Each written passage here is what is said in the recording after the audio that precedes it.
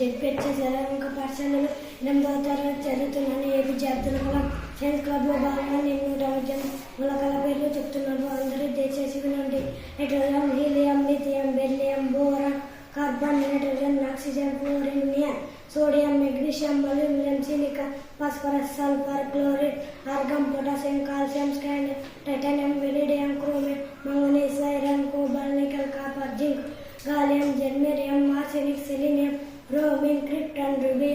rubidium, strontium, yttrium, zirconium, niobium, molybdenum, technetium, ruthenium, rhodium, palladium, silver,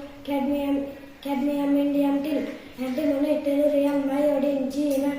cesium, barium, lanthanum, cerium, praseodymium, neodymium, promethium, samarium, europium, gadolinium, terbium, dysprosium, holmium, mercuryum,